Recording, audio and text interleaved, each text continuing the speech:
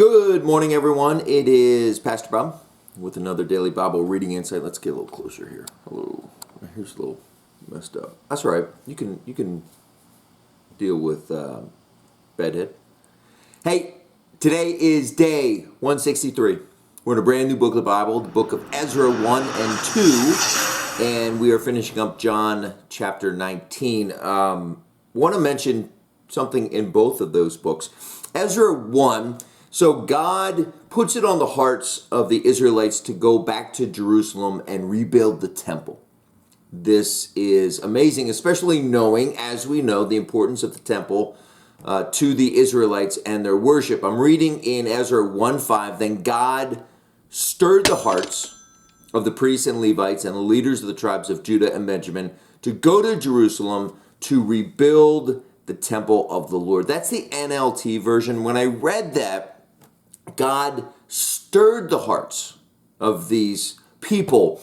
So this is what I pictured. I pictured God stirring soup, our hearts being big bowls of soup filled with some sweet spices and some savory spices, some bitter spices, lots of meat for sustenance, lots of vegetables for good vitamins for our soul. And I pictured this soup, our hearts needing time to simmer, to blend, to balance. And the most absolutely amazing part of this vision, God stirring our hearts, is He gives us a choice. This is not mandatory stirring. This is not enforced or He gives us a choice. Right? We always have a choice, and He's given us the freedom to say no to Him, to not hear the knock on the door of our hearts, right? To not open up. And that might seem annoying at times, but it is the most beautiful thing, because forced love is not love at all. But here's also the thing: God will never stop asking. He'll never stop knocking. He'll never stop stirring, hoping that something shifts in our heart. Something softens, something opens up. Pretty cool, huh? Let's look at John 19. We see the crucifixion of Jesus. A couple of thoughts, again, that just kind of popped up. Notice all of the prophecies that are fulfilled in today's reading. A single garment that was gambled for. That's a prophecy from Psalm 22:18. None of Jesus' bones were broken during the crucifixion. That's a prophecy that's spoken of in Exodus 12:46, Numbers 9:12, and Psalm 34:20.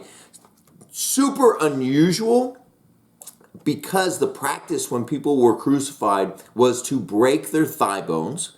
This was actually seen as a sign of, or an act of mercy. Oh, with friends like that, huh? It was seen as an act of mercy, because if you break the thigh bones, people could not hold themselves up any longer, and they would die quicker. Also, that He was pierced in His side was foretold in Zechariah 12:10. Now, skeptics will say, I've thought this myself, with those prophecies, well, they simply wrote them after Jesus' death and then pretended that those articles or those documents were older than they really were, right? So they just faked it. That's not hard to do. However, here's why that argument doesn't hold up. Experts can date those documents through carbon dating and other techniques, and they find that those documents that foretold these prophecies were literally written hundreds and sometimes over 1,000 years before the events of Jesus' death. It's kind of hard to fake that. What does it mean for you and me?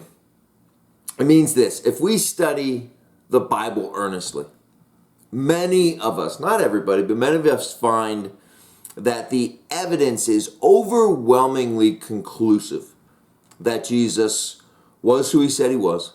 He did what He said He could do. And most importantly of all, He can do that for us too. Amen? What do you think about the prophecies that we read about in John 19 today?